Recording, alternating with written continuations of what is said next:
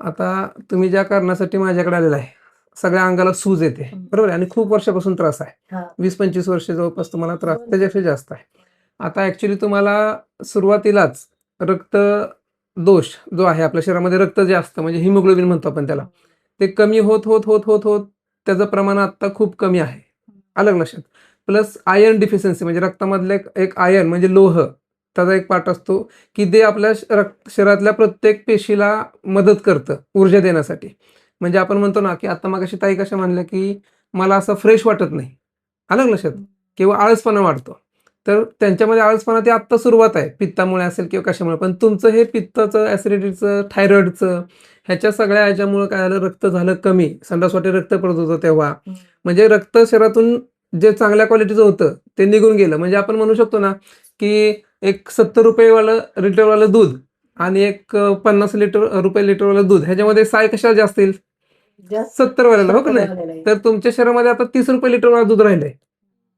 त्यामुळे ती तेवढ्या प्रमाणामध्ये काम करेल. त्यामुळे मग काय होतंय, ते प्रत्येक पेशीला श्वास घ्यायला, आता रक्तामध्ये काय असतं, ऑक्सिजन असतं. आपण जेव्हा श्वास घेतो त्यावेळेस बाहेरचा ऑक्सिजन आतमध्ये येतो आणि तो ऑक्सिजन आपल्या शरीरातल्या प्रत्येक पेशीला पुरवला जातो आणि त्यामुळे पेशी त्यांचं काम करतात.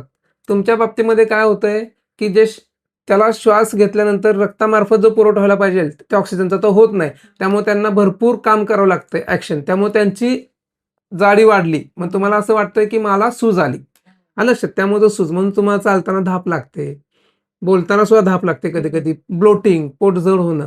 तर मूळ तुमची चिकित्सा जी आहे ती करायला पाहिजे होती रक्तधातूवरती आणि ॲसिडिटीवरती. ती जर व्यवस्थित केली असते आत्तापर्यंत, तर तुम्हाला आत्तापर्यंत कुठलाही या प्रकारचा त्रास झाला नसता. आता तुमचे केस प्रचंड गळतात. का गळतात? तर आपल्या शरीरामध्ये रक्त, मांस, मेद, अस्थी, मज्जा आणि शुक्र हे 7 धातू जे हवेत चांगल्या प्रकारे, तर ते तयार होत नाहीत. म्हणजे रक्तच तयार होत नाही. त्याच्यामुळे पुढचं कशाचे पोषणच होत नाही. पांढऱ्या पेशी लय वाढतात, लय अंग पांढऱ्या पेशी वाढतात कारण तुमचं काय होतंय, इन्फेक्शन पटकन पकडलंय तुमच्या शरीरामध्ये. म्हणजे कोणी आजारी पडलं, शिंकलं की लगेच तुम्हाला झालं इन्फेक्शन, की ते मग पांढऱ्या पेशी काय करतात, त्याला युद्ध करण्यासाठी पेशी वाढवतात. म्हणून तुमच्या WBC, ह्या रिपोर्टमध्ये WBC काउंट वाढलेला सतत दिसतो. तर असा जर प्रकार टाळायचे असतील तर आयुर्वेदिक ट्रीटमेंट व्यवस्थित प्रॉपर सांगतो त्याप्रमाणे घ्या. एक 5-6 महिने जातील, पण तुम्हाला हे सगळं ब्लोटिंग, सूज येणं, हे सगळे प्रकार कमी होतील. आलं लक्षात? आणि पथ्य